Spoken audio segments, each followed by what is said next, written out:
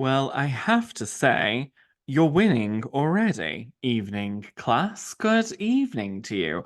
It's Joseph Massie here. How are you doing? I hope you're well, having a good day, good morning, a good afternoon. I will say we're winning already. We nearly have the same number of participants within the first minute that we had towards the end of this morning session. A very good morning to you, a very good afternoon, even a very good evening if you're joining me for this evening's session. From ordinary to extraordinary. A very warm welcome to you. Please, in the little chat box, please say hello to me. Let me know what your name is and where you are dialing on in from. The little chat box should have appeared right at the bottom. Hello there, Roxanne. And you even said that before I prompted you, so you must be a genuinely very nice, friendly person. Good evening, good afternoon, good morning. Thank you for joining me today. We have had a session already today of From Ordinary to Extraordinary. And what a pleasure it is to do it twice in one day, because frankly, I can't get enough. I know my psychiatrist tells me, Joseph, calm down. Joseph, stop over delivering. Joseph, you're relentless in your pursuit for excellence. And I say, Mother, I know. Relax, calm down.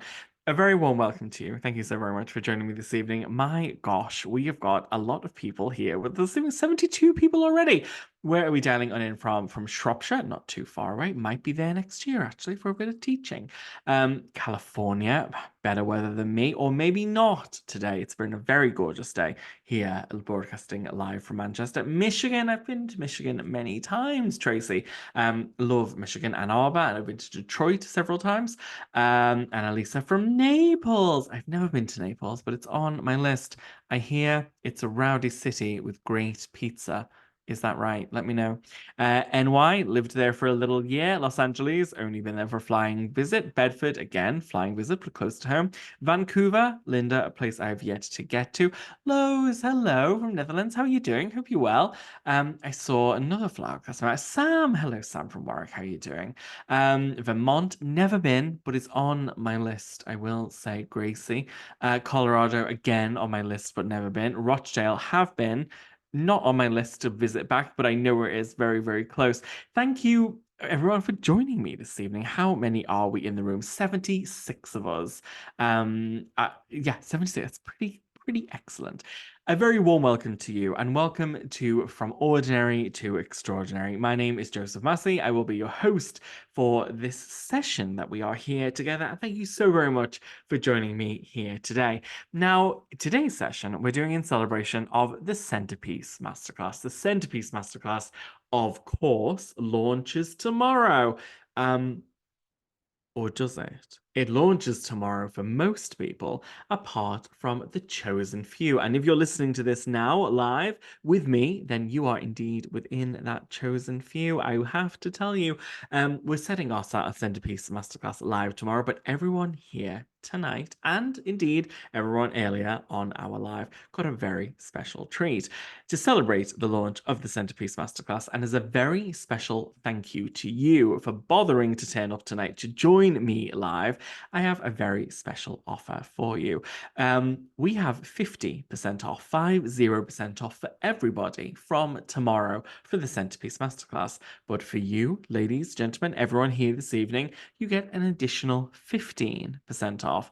That's right, it's mad. You get 65% off the Centerpiece Masterclass. All you need to do is click on the link. You should have seen it pop up in the chat right there. And when you head to that page, all you need to do is type in webinar 15. That's webinar 15 for an additional 15% discount. So not only do you get access before everybody else, not only will it thrill you to above and beyond, you also get an additional 15% off. How wonderful is that? So do check it out if you're interested, if you like the vibe of this evening's teaching, if you learn a few things, if you think, he's pretty good, that Joseph Massey. He's not just incredibly good looking and outrageously funny. He's also a pretty great florist and a pretty good teacher too, then do check out the Centerpiece Masterclass. There will be a replay of tonight's session. It's going to go live on Tuesday morning, by at which point this special discount will be void. It will not work at the checkout. It's only for you very lucky ladies, gentlemen, and everything in between here tonight, all 82 of us in the room, that gets this special discount. You will enjoy 65% off the Centerpiece Masterclass. Just make sure you put the code in, webinar15 at checkout, and it's all yours. All the business aside, why don't we get down to business? Tonight's session will roll for around about an hour, something like that, and it will finish with a live Q&A. So throughout tonight's session, please drop any questions you may have directly in the chat, in that little chat box. That's where we'll be pulling all of our sessions from, all of our questions from in tonight's session, rather. So please do pop all of your questions, anything that springs to mind, in that little chat box. And at the end, we'll be doing a live Q&A. We'll be picking several questions to go through. So please do get yours in. If we have time, we'll go through absolutely all of them. I'm here tonight, teaching for you, delivering live, all of my body, mind, heart, and soul. Yes, you're getting the soul as well, ladies and gentlemen. Without further ado, let's begin tonight's lesson, From Ordinary to Extraordinary, exploring the Centerpiece Masterclass. When I started my business, I have to be very honest with you, I didn't have a set of extraordinary circumstances. I like to think that I started my business pretty much in the same way that most people start their business. That is, without a crystal clear idea of what they wanted to do, and you're figuring parts of it out as you go. I started my business, if I count from when I was freelancing and figuring things out, it was 9 years ago. But if I count from when I incorporated my business and started properly, it was 2018. So when is that? 6 years ago, my business, essentially my company Kingsway. I started not in London, and I'm not in London tonight. I'm a resident of Manchester, the UK's second city. Oh, I just saw someone flash up and say they maybe couldn't hear me. Just to check, are you talking as yet? If so, you cannot hear me. Can everybody hear me? I really hope so. I really hope so. The little thing is flashing, so I hope you. Oh gosh, thank God. Imagine if you couldn't have heard me and I've been talking for 15 minutes. My gosh. Thank you so much. Thank you so much for letting me know. If you can't hear me, maybe exit the webinar and then pop back in. That's always the greatest fear of mine, I have to say, that I am chatting away, thinking everyone can hear me, and they can't. So maybe if you can't hear me, maybe exit the chat and then just join again, and usually that can figure it out for you. But thank you everyone for letting me know, because otherwise, you would have really missed the most fantastic webinar beginning, I do have to tell you. Hello, Anna from Czech Republic. How are you doing? Susie isn't here tonight. It's me and Jonathan. I hope you're well, though. All right, excellent. So let's dive in. When I started my business, I didn't have extraordinarily magical circumstances, right? I had been starting out not in a capital city. I wasn't even in a regional capital. I started in Liverpool, my hometown, not Manchester, where I'm based now, which is a bigger city known as a regional capital. I was starting out with not a huge amount of money in my back pocket. I think I had about £1,000 in my back pocket. I hadn't a full business plan, and I was really wigging it a little bit. I was trying a little bit of this and a little bit of that, and just kind of seeing how. Oh, Jamie, hello. How are you doing? Artemo, hello. Sorry, flower class members. I'm saying hello to. Hope everyone is well and good. When I was starting out, I really was kind of figuring out. I was doing a little bit of teaching. We were hosting some classes. I was doing the odd wedding. I was doing the odd event. I didn't really have a very clear idea of exactly what it is that I necessarily wanted to be doing, or necessarily kind of thought I should be doing, rather. Yet, even with those circumstances, I was able to find success relatively quickly. Within the first couple of years in my business, I was working with clients that I would never meet because they were based abroad, international clients. I was working with planners that I maybe would never meet or would hardly meet because they were, again, based in other cities or other countries. And yet I was selling centerpieces for £500 a table, £700 a table, £1,000 a table. I was selling weddings for 40,000, 50,000, 70,000 pounds. Big, big numbers. I didn't have PR. I didn't have mad investment. I didn't have a marketing team, and I didn't pay commissions to planners either for people to kind of set up jobs for me. My business was not really extraordinary in any way, shape, or form. Yet within the initial 2 years, let's say even 18 months, I had sold a £40,000 weddings. That's maybe in AUD, that Australian dollar, that's probably about 80,000. Maybe in USD, 55, yeah, $55,000, something like that. And I will say that that £40,000 wedding was exclusively on florals, just on flowers alone. And from there, things got bigger and went larger and became better. And it was pretty exciting, I do have to say. The point that I'm making here is that you don't need to be in a capital city. You don't need to have a huge amount of investment. You don't need some fancy degree in business or in finance to run a successful business. You don't need a huge team. You don't need fancy, expensive real estate.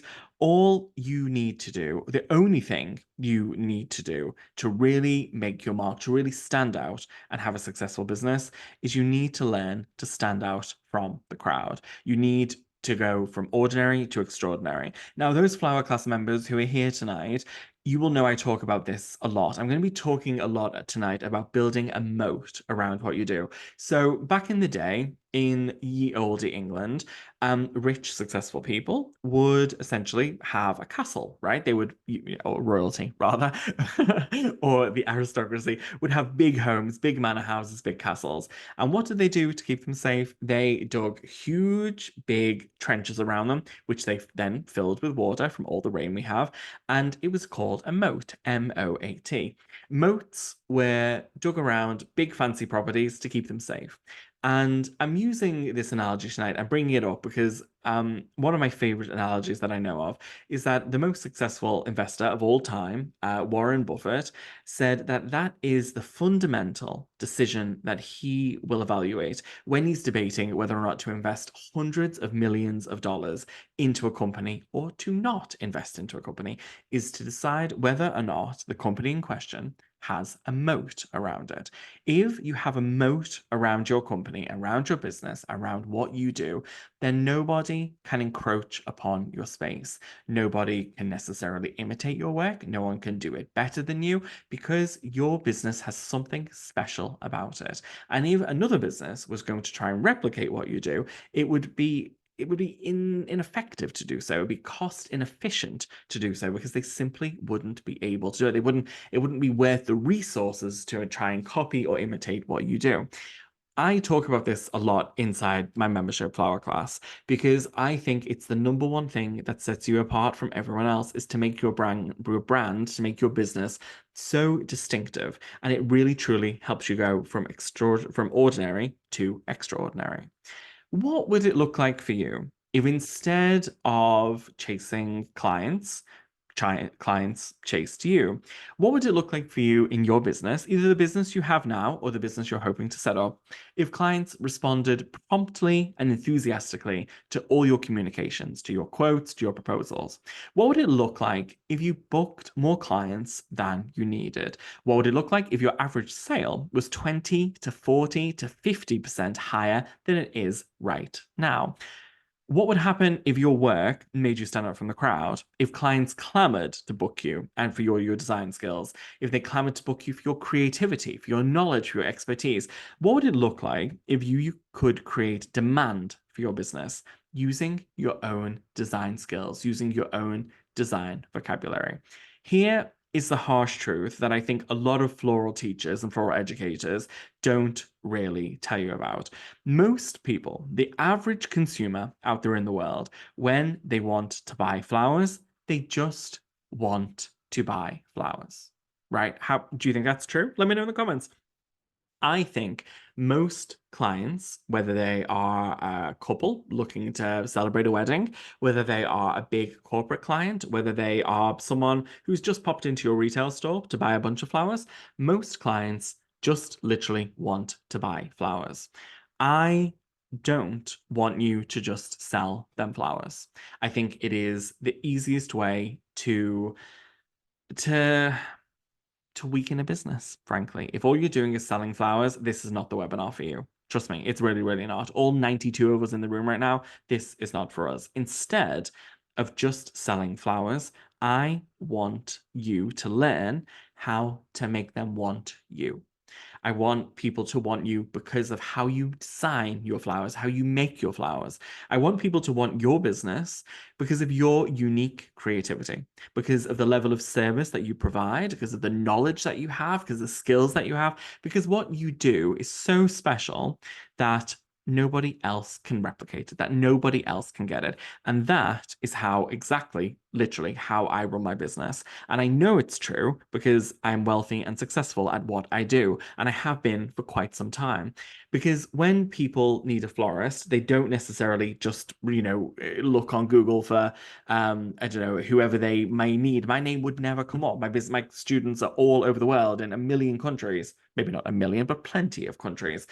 They could find someone closer, they could find someone cheaper, they could find someone that speaks their language. A lot of people are here tonight from countries that I'm not based in. You can look through all the comments at the start. We're here from all over the world.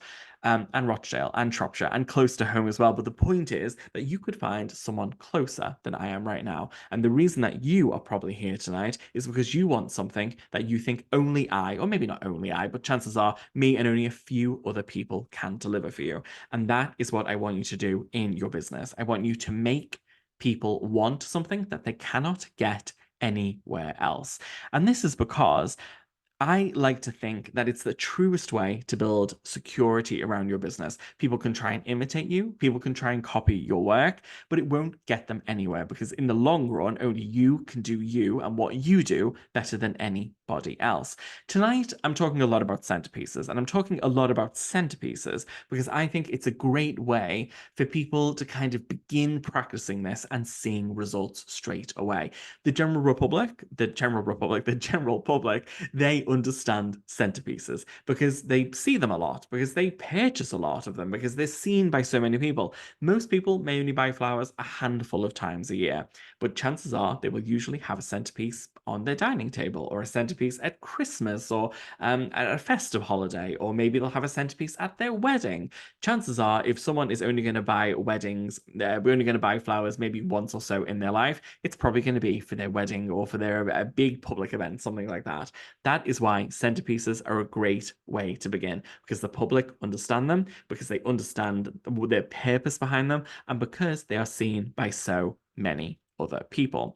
I believe that if you level up your centerpieces, maybe through a course such as the Centerpiece Masterclass, which I believe is 65% off today, you will see the effects in your business and across the entirety of your business as well, because the same principles that we're going to be covering tonight, we are going to be covering in, or you can indeed cover in any other aspect of your business, whether you solely do weddings and elopements and bouquets, whether you're in retail, whether you do weddings and events, whatever it may be, whatever part of the industry that you are currently in or are looking to get in, you will find the same principles that we're going to be applying this evening, you can apply across the business. Now, I'm going to be giving you 5 key tips, 5 key steps that you can look to implement in your business as you grow.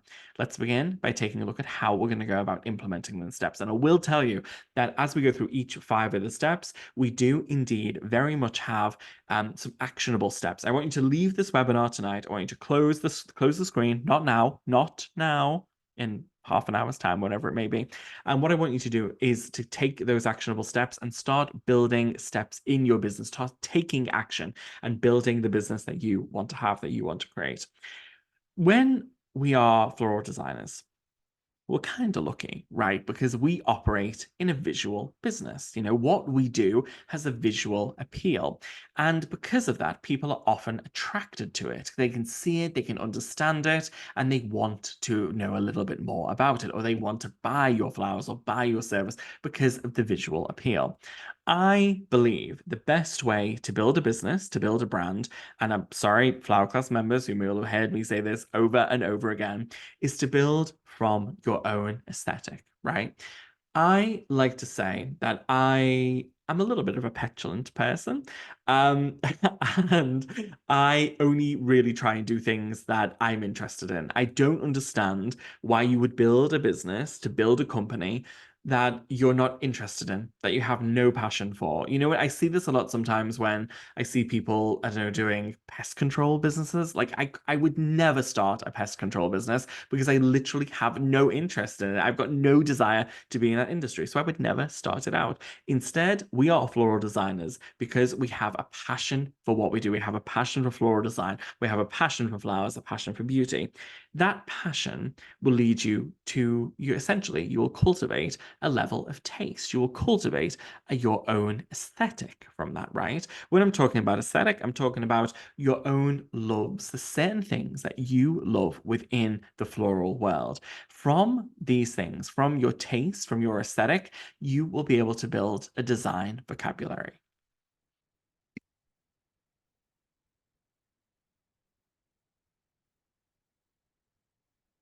A design vocabulary is essentially all about taking the themes, taking the trends of your aesthetic. It's about diluting down your aesthetic, what you're all about, and putting it into key trends, into key things that you know can become house codes, right? If this works really, really easily when we think of fashion design. If we think of brands such as maybe Gucci, for example, right? When we think of Gucci, we think of the interlocking G's. We think of that interlocking G logo. We think of bamboo handles. We think of horse bits. We think of red and green stripes, right? But I bet you can apply that, even if you don't care to know Gucci or don't care about Gucci, you can apply that to any fashion brand. When we think of Alexander McQueen, we think of haunting beauty. We think of maybe things like skulls. We think of roses and rose thorns. We think of feathers. We think of conceptual design. All of those things are elements that are house codes. And in the same way that fashion houses can have house codes,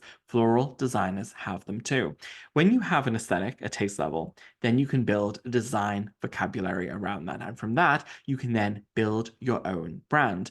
Now, you can take this further, and indeed, you should take it further because from this you can build your own centerpieces taken from your aesthetic written within your own design vocabulary within your house codes, and they should be reflective of your brand. Now, we want this, of course, to be reflective. So when we offer a product, when we're offering a service, we're offering something that literally nobody else can offer. When we look at this, we take a step backward. It looks a little bit like this. We have our aesthetic, we have then our design vocabulary, and from that we can build a brand. We can take it one step further and say, well, from our brand, we can design our own brand centerpieces, which we will sell to our customers. We'll find our tribe who love exactly what we're going to do. But as I mentioned earlier, we can take a step further back and we can see that actually, instead of it just kind of flowing from our aesthetic into our design vocabulary, into our brand, and then into centerpieces, you can take this concept and apply it to any product that you offer. And indeed, any customer that you're trying to reach can be found directly by following this formula from aesthetic to design vocabulary to brand to products to customers, indeed.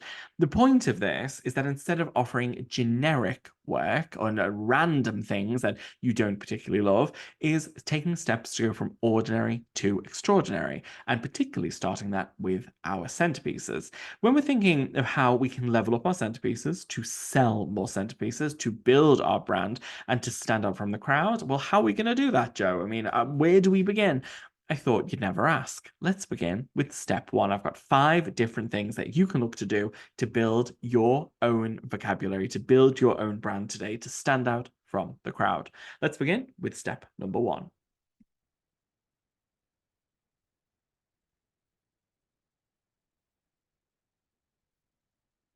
Step number 1 is all about exploring new styles. It's about exploring new shapes and new forms. It's about letting go necessarily of what you always do and beginning to embrace things that you really want to do that resonate from your own aesthetic, from your own design vocabulary, from your brand. If we stop producing the normal, the expected work, and we start stepping outside of our comfort zone, you're exposing yourself to new influences.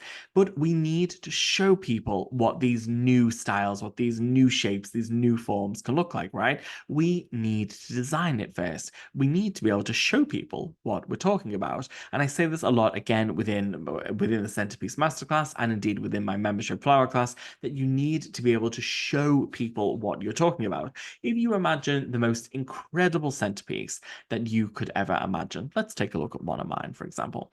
If I was to try and tell you using words what this design looks like, I could say, okay, it's all falling and cascading off a long trestle table. It's fantastic. It's a gorgeous melange of luxurious blooms. We have white roses, we have pink roses, we have spray roses. We've got the royal blush spray rose. There's Ami. It's kind of tapering down. It's very tight at the top, tapering down to the floor.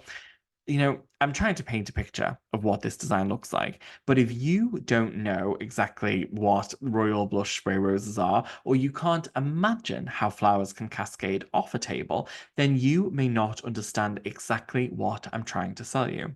However, if I show you this picture, you can decide pretty quickly whether or not it is for you. We need to be able to show people what we're about, what we're offering for them to be able to buy it. We need to design it. We need to set aside time for us to develop our portfolio, for us to take pictures, for us to then add it to our websites, add it to our social media, to reach out to prospective clients with this information.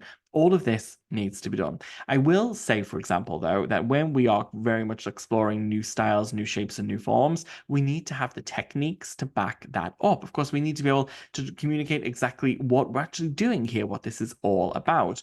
Let's take a look at this particular technique. Here we have a fantastic cascade. How are we going to begin with that cascade? For example, here I've got a piece of wood. Now, the table that it's resting against, let's say it's roughly 3 foot across and it's maybe 6 foot long. This piece of wood is approximately 1 foot wide and it's about 3 foot long. And when we lean it against the table, it goes from the top of the table down to the floor. Now, you may have seen this particular design on Instagram this week. I put it on my Instagram a couple of days ago. That design is now tipping nearly 200,000 plays. 200,000 plays of that design. People have seen that design and played it nearly 200,000 times. This could be a design that you've created for your business. I'm not trying to reach brides with this. I'm just showcasing to my students, to my wider public, to flower lovers, what we can do and what we're all about. You could equally be doing this with a design for your business. How would that feel if 200,000 brides or 200,000 corporate clients had seen this design this week for your business? Can you imagine the reach of that and what that can represent in potential sales? With this particular design, it's something out the ordinary, right? We're going from ordinary to extraordinary. I've taken the time to create it, to shoot it, to film it, and then to put it on my website, to put it on social media, to put it in my portfolio. You can see how this all kind of links together. I'm showcasing the best of what I can do to my prospective clients. With this particular technique, we're going outside the ordinary. We've taken a little bit of chicken wire, we've put it over the top of this board, and then I've put a couple of weights at the bottom of the wood. Now that will stop the kind of wood kind of falling forward or shifting forward as we place flowers on it. However, though, it could still tip a little from the top. And I got a couple of comments on social media with people talking about, well, I can't staple into cloths. I couldn't staple into tables. I can't believe you do this. You're so disrespectful. And I thought that was pretty boring, to be honest with you, because it's very straightforward. And of course, I'm not going to staple into tables. I'm a professional, just like you guys. So what I'm talking about instead is using clamps. Simple little clamps, which we can clamp on the actual piece of wood at the top of the table. We can then put a small hole into either side of the piece of the wood at the top of the table, and then cable tie the actual piece of wood to the clamps, which are secured to the table. That way, it's not going anywhere. It's not going to kind of fall forward or be knocked over if someone was to kind of trip into it, for example. It's about going from ordinary to extraordinary using simple techniques. Now, this particular design is indeed within the Centerpiece Masterclass. You can learn to do this. I can do this. It's not that hard. You will be able to do it too. I always think that I was never an exemplary floral designer. I was never an exceptionally talented floral designer, but I just worked hard and I had the good basic techniques to be able to take a look at things and to replicate them. And I think that's what you can do too with this, right? You can do the same. How would we begin exploring new shapes, exploring new styles of design? Well, I thought you'd never ask. We can begin. But this is the action I'm talking about. This, if you've got a pen and paper, this is when to take notes. These are the actionable steps that you can do today. for your business that you can even then implement in your future business. We're going to begin by reviewing our current offering of centerpieces. Could it be broader? Could it be more diverse? What designs do you consider that you're missing out on? Make a list of designs that you want to try and schedule time to explore them. But don't just explore them, shoot them, get footage of them, and then add them to your portfolio, add them to your website, add them to your social media, talk about them to your prospective clients, talk about them to your existing planners that you're working with. You need to put them in a portfolio to send out to prospective clients. It all links up. It all flows. It's not rocket science. It's honestly just floristry. But we need some strategies, and that's what we're offering here today, and that's what we're offering inside the Centerpiece Masterclass. Let's move on to step 2. I will say, pop your questions in the chat, write your questions down. We'll be coming to them at the end. I want you to leave this webinar feeling motivated, feeling inspired, feeling like you can take steps within your business, within your creative practice to change what you're all about, to change the status quo, to merely get you the results that you want to get. Next up, we can begin exploring design themes. All right, well, we've just explored different particular designs, shapes. What does it mean when we explore design themes? Now, not all of us have an innate sense of our own aesthetic, right? So we need to explore different themes to expand our influences and therefore expand our offering. Investing in design education allows us to offer stronger design options. It's honestly, truly that simple. The more educated you are, the more exposed you are to different styles, to different trends, to different influences, the wider that you can offer, the more inspirational offering you can offer to your clients. So consider the last time, this is again an actionable step, consider the last time that you looked for inspiration or for new influences. When was that? Create a mood board of elements that inspire you or that could influence your designs, and curate some time to explore new directions. Take a step further, organize a content shoot or a shoot day, and add them to your portfolio. Again, we need to be able to be open to new creative influences. I mean, I find it astonishing that a lot of floral designers will complete a year, maybe, of education or 2 years of education right at the start of their process, and then they will literally do nothing. They will not necessarily begin at all in any way, shape, or form to kind of get their work out there, to learn new skills, to keep in touch with design trends and things that are changing. Like how you can expect to be, in touch with where design is going if you're not keeping up to date and therefore keeping your offering up to date to your clients, you're going to be left behind. And I don't get why you would want that for your business. Let's take a look at our next step. The next step that we can look to, our next hint and tip, is to explore and offer different table layouts. Now, if we want to be building a moat around our company, we want to be the most creative, the most fantastic floral designer that we can do. We don't want to be offering the same old things again and again and again. What we want to do is we want to begin by building your confidence, by building your understanding of event spaces and how people move within an event space, within the flow of a wedding or a celebration or a party, whatever it may be.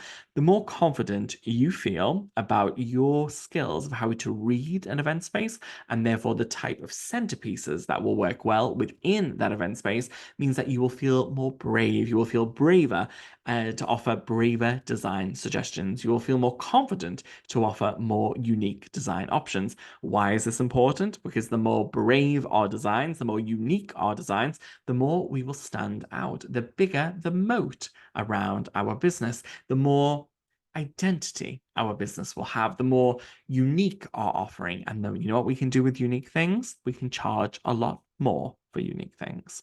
Actionable steps. What can we do? How can we do this, Joe? What you're talking about is sounding great. I know, but how can I do it within my business? Well, you can go through your portfolio. You can assess the design styles that you offer and audit them by table style. What designs do you offer for round tables? What designs do you offer for long tables? What designs are in your portfolio for sweetheart tables, for oval tables? What gaps do you have in your portfolio? Are there any styles that you wish to try, that you wish to sell, that you haven't been able to do so far? Are there any options that you are particularly lacking? Make a plan to add these styles into your portfolio, into your website, into your social media. It really is that straightforward. You see where this is going? It's all coming back to assessing where we are, assessing where we want to be, and then making actionable steps, taking actionable steps to get the results that we want within our business. Step 4 is we can explore new design techniques. Exploring new design techniques opens so many doors, right? It opens the doors to new skills, to new possibilities, to new offers. It makes your designs more unique and offers unique opportunities and unique offers primarily based around your skills. Essentially, it helps you stand out in your market. Let's talk about garlanding, right? The garlanding technique. Do you know how to do garlands with fresh flowers, with fresh foliages, with dried materials? Because if you don't, you're not going to be able to make cascades. You're not going to be able to have things draping over tables and draping off the end of staircases. Have you used boards before? Is that a technique you know how to do to create hanger designs or to create cascades? Have you worked with skewering? Have you worked with new design materials? In the Centerpiece Masterclass, we've got designs created out of mushrooms, designs created out of preserved materials. Have you the skills to work with those? Because if someone wants them, they'll book me instead of you. Because I know how to do those things. Do you? Have you invested in yourself? That's what we need to test ourselves. I want you to conduct a thorough review of your design skills. Do you think they're up to date? Do they reflect current trends and current client demands? Or could you do with an inspirational top up? If so, make a list of designs or techniques that you want to learn and then look for opportunities to upskill. It's that simple. I mean, I hear there is a Centerpiece Masterclass available at 65% off. That sounds like an opportunity to upskill to me, but I'll leave it up to you. You know, it can be a hands-on class. It can be a membership you offer. It can be whatever you want. You know, take any opportunity that aligns very much with the designs or the skills or the techniques that you want to learn. Step 5 is we want to explore new structures and explore new props. We want to be adding things into our inventory. But what do we want to be adding in? Well, I want you to embrace entirely new designs, hopefully, that only you can offer. What I'm talking about is not going out and spending a fortune on props that everybody has access to. Instead, I want you to invest in props that help you grow your inventory in a unique way, that help your work to look and feel unique. Because as we've talked about already, unique things, special things, we can charge more. It's harder for people to copy you. You can own and dominate a space in your town, in your region, in your market by being entirely and uniquely you. This goes double though, not just for particular things that you may want to do, but it goes double for any structures or forms, etc., that your team make. Anything that is uniquely bespoke to you that only you can offer, well, where can people buy that? You guessed it, directly and only through you. Bought props and interesting inventory is cool, but they don't necessarily help you stand out in your market. So these are actions I want you to consider. First up, let's begin by taking a look at your stock and the props that you hold. Is there anything missing? Is there anything that you could look to invest in, or have you any thoughts on structures that you could make, or have commission from that you'd be able to regularly sell? Make notes and work through those opportunities to explore them over the coming months. These are all little chinks in your armor that we can patch up that allow you to really flow through those designs, that allow you to kind of create that space, that moat around your business. Now, for example, let's take a look at one. This is one of the designs within the Centerpiece Masterclass. This is not a unique prop, for example, but it's something that I feel really is reflective of my own aesthetic. It's reflective of my own design vocabulary and reflective of my brand too. Now, I've mentioned several times so far, I do have a special offer, but it's only for you guys here tonight. By the time this replay goes out, the replay is going to go out on Tuesday morning. This offer will not be available. The 50% will be available, but the extra 15% is only for everyone here tonight. It is a very special offer. It's only going to be live until midnight tomorrow. And then by the time this replay goes out to everyone, it will no longer be available. It's a special bonus only for the 150, 200 people that I've spoken to today. The other, 20,000, 40,000 people we're going to reach, they don't get the special offer. It's solely just yours. You can get an extra 15% off, and all you need to do is click on the link that you're finding in the chat. The actual Centerpiece Masterclass page, it's not live yet. You can't purchase it. It's only an offer available directly for you. You'll see it in the chat. It's learnjosephmassie.com/offers and then a code XEL, etc., etc. You can click on that, but you have to use the code webinar 15 to get that additional 15% off. And if you're liking the vibe of what we're talking about throughout our session here tonight, the Centerpiece Masterclass indeed covers everything that we've covered tonight. New design themes, new table layouts, new design techniques, new structures, new shapes, new styles, new forms. All of that is within the Centerpiece Masterclass, available for, you guessed it, 65% off. Now, I've got a couple of questions come in. This is the time we're going to go into our live Q&A now with you guys, with all 100 people here this evening. Now is the time to drop your questions right here, right now. We've got a couple which have been pre-submitted, and we've got several which have come in throughout our live chat tonight. We're going to be beginning with them. Hillary says, is the Centerpiece Masterclass a live meeting or is it pre-recorded? It is entirely pre-recorded, and it is yours for life. Once you purchase it, you can finish it within a week. You can finish it within 2 years. It's entirely yours. You will always have access to it. We also have live feedback though within it. There is the option within the Centerpiece Masterclass for you to ask any questions you want, and my team and I, we check in each and every single week and answer all of those questions for you. So it's well worth looking into, even if you think you're a little busy now, even if you want to kind of come back to it in the future. The Centerpiece Masterclass will always be there once you have it. And again, in any way we upgrade the course in the future, adding new lessons in, adding new webinars in, you have access to those too. So it's a great course to work through at your own pace, at your own time, to build its lessons into your business. It's also worth noting as well that Hillary also asked, can I give examples of props you hold that are unique?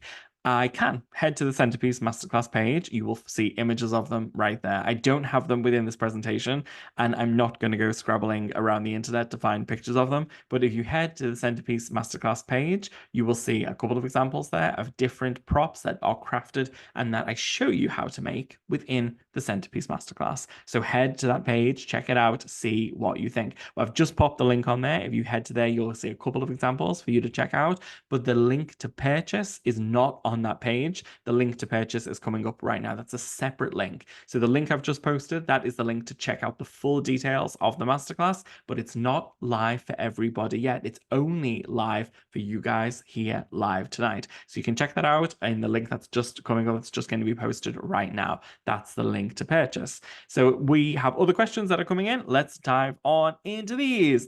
Frankie sent me a question about 15 minutes ago.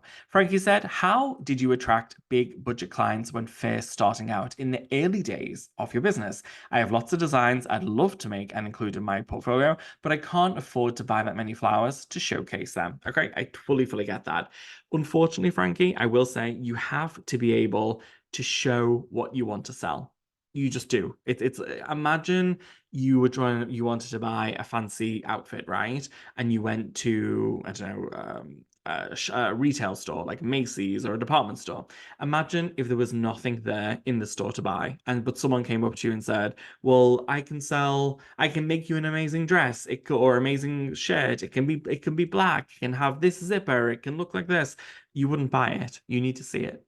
And unfortunately, there is a level of business where you do need to be able to invest in your business to show the designs that you want to sell. If, however, that isn't where you're at right now, start small and make it a gradual increase within your business. Start with smaller designs or smaller things that you can then level up as the business grows and as you make more money. For example, within the Centerpiece Masterclass tonight, I have indeed showed you some pretty luxurious things. I've shown you things that look, for example, like this. This is a design within the Centerpiece Masterclass. How delicious. But equally, this is also a design within the Centerpiece Masterclass, this lovely, gorgeous little bowl.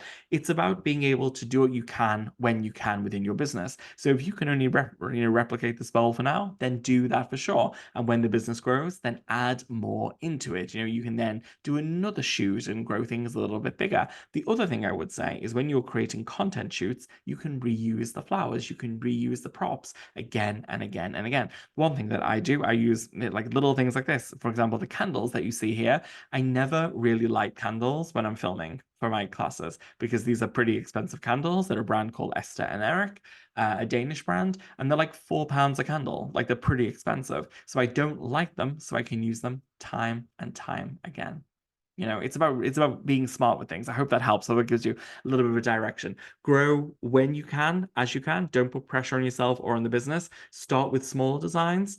Get the clients to notice those. When the business is growing, then go to bigger brands. Don't feel pressure to start right now, but you can grow it as the business grows.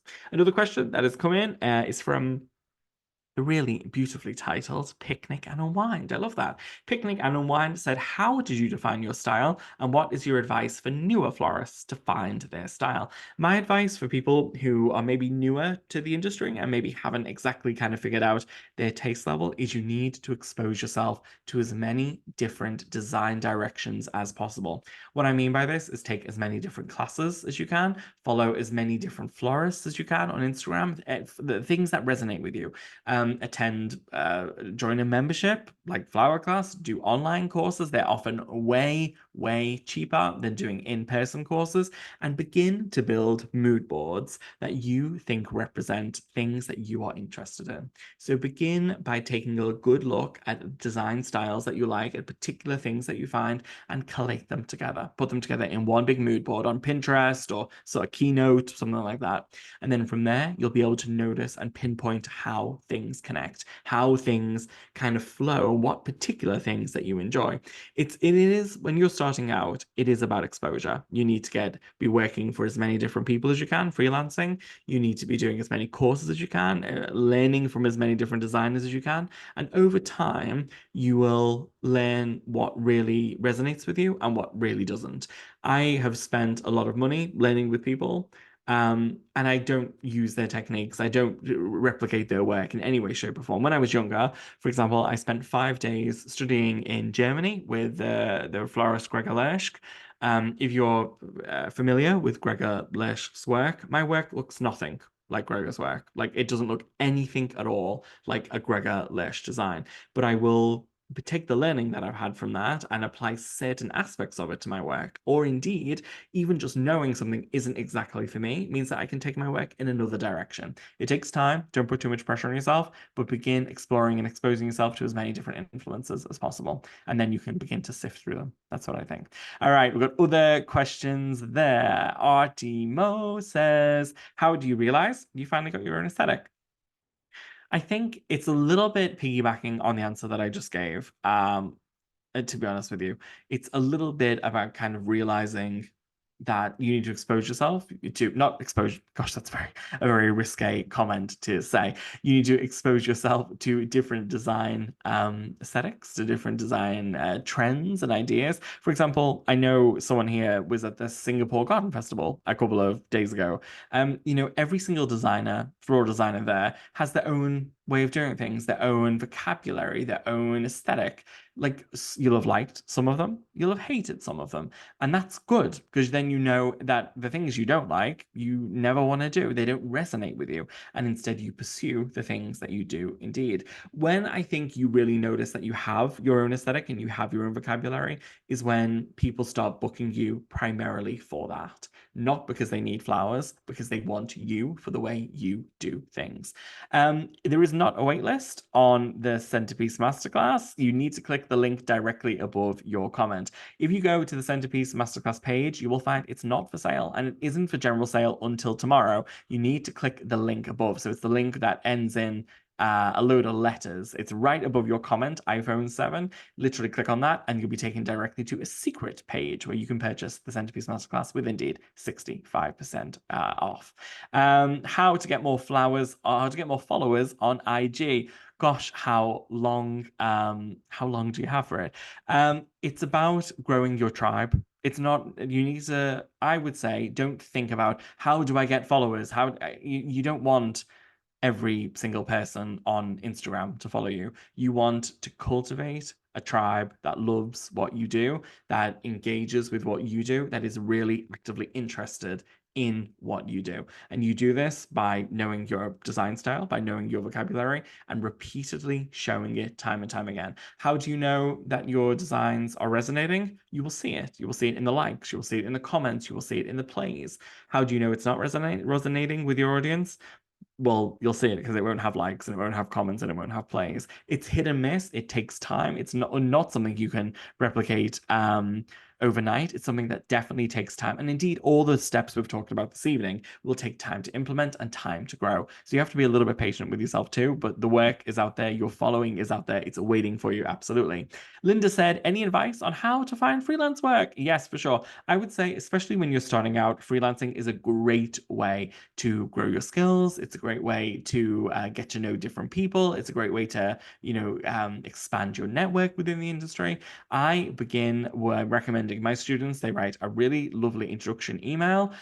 They have a link or to an online portfolio or a portfolio that can be attached as a PDF. Send an email that is very polite and lovely that says you are willing to start right at the beginning, and let people know that that's cool with you, that you're totally open to kind of just conditioning flowers, offer to pull, to clean, all of the kind of very introductory things. And then from there, when there's an opportunity, when the opportunity is right, offer to design, and you can kind of grow it from there. But like anything, it takes time, it takes connections, and you've got to put yourself out there.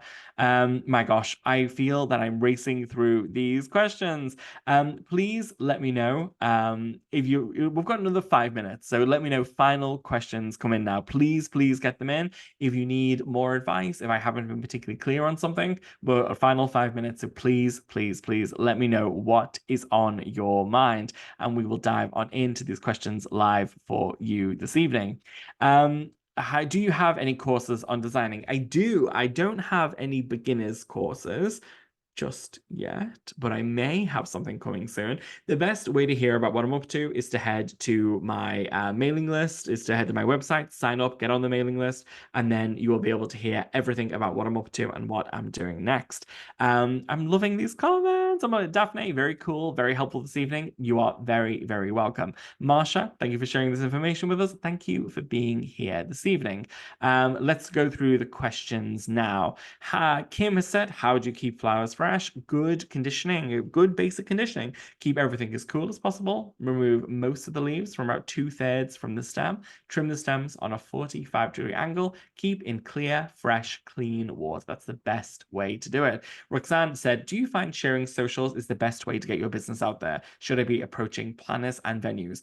Yes to everything, I would say. You definitely have to do it all, because you have to cultivate your tribe out there in a kind of more generic way of reaching out to people, but you also need to do targeting reach out too. So that's absolutely reaching out to venues, reaching out to planners, reaching out to coordinators, reaching out to other vendors that you may want to work with, and begin those introductions at the same time. It's kind of like a two-tier system, right? You have to kind of do it broadly and widely and offer your work out into the universe, Roxanne, but then also you want to be doing some targeted connecting too. You want to be reaching out to the businesses, to the suppliers, to the venues, to the planners that you think would resonate with your business. So it's absolutely a big yes to both of those. Jamie, you've been a pleasure. Thank you so very much for joining me. I hope it's been useful. Artemio, thanks. You make learning cool and fun and realistic. Oh, stop it. I'm going to get that tattooed on me. Thank you very much. Emily has said, how do you start? I passed my college course, but I'm unsure how to offer and sell my first arrangement. You need to begin by making content, Emily. You need to begin by building your portfolio. You need to begin by designing, by taking pictures of your work, by taking video of your work, by putting it out on social media, by putting it on your website, by offering it out there to people. And then from there, you can begin to build a tribe and to cultivate a design around it, you know? Ariane says, thank you, Joseph. Lovely. I'll be giving you a shout out on Instagram, telling everyone about the master. Oh, yeah, pleasure. That's lovely. Like, genuinely, thank you very much. That's really sweet. Kathy says, do you explore how to order flowers regularly from suppliers via mail as opposed to walk in wholesalers? I do in the Flower Class membership, which is unfortunately not available right now, but will be coming back soon. So do get on the mailing list to be the first to hear about it. Roxanne, you are so welcome. Thanks for joining me this evening. Mary says, you are an amazing teacher, a true game changer in the floral world for those who design incredible natural and bespoke look. That's really sweet. Thank you very much. I mean, I have to be honest with you, ladies, gentlemen, everyone here this evening, it has been a true pleasure to be here with you. As a final special offer for you, head to the link that's in the bio, the link that we're dropping all the way through in the comments right now. Head to learnjosephmaster.com. You can click on that link. It has to be that link that our team are putting out there right now. You'll see it. because it's not available just yet. It's a special 65% off only to people who are here this evening. Make sure you use the code webinar15 at checkout. You will get an additional 15% off. It's only for people who are here this evening. It's only for you. By the time this replay goes out in around 24 hours, that code will not work. You will have missed out. It is a special offer to you to say thank you for you taking the time joining me tonight. It is only for you because you have showed up, you've invested in yourself, so the least I can do is offer you a little something in return. A huge thank you to you for joining me this evening. Hazel, thank you so much. Hillary, thank you for joining us. Lucy, Janine, Jackie, Hayward, how are you doing? I'm glad you joined us this evening. Kathy, Emily, thank you so much. It has been truly a pleasure. Thank you so much for joining me tonight on From Ordinary to Extraordinary. I hope you've had a great time. Kim, I hope to see you in November for our career course. Mark, Sam, I hope I'll see you maybe next month, Sam, at Flurex, maybe. I hope it's been useful. I hope it's been good. I hope it's been interesting and insightful. Check out the Centerpiece Masterclass. It's 65% off. It might very much well be worth your time. Thank you very much. Have a gorgeous evening, a good afternoon, a good morning, wherever you are in the world. Thank you so very much for joining me, Joseph Massie, live tonight for our session on Ordinary to Extraordinary. Do check out the Centerpiece Masterclass. Do get your 65% off. Use the code webinar15. Until then, have a wonderful day. Take care of yourself. Have a great evening, and look forward to seeing you on another class very, very soon. Until then, take care.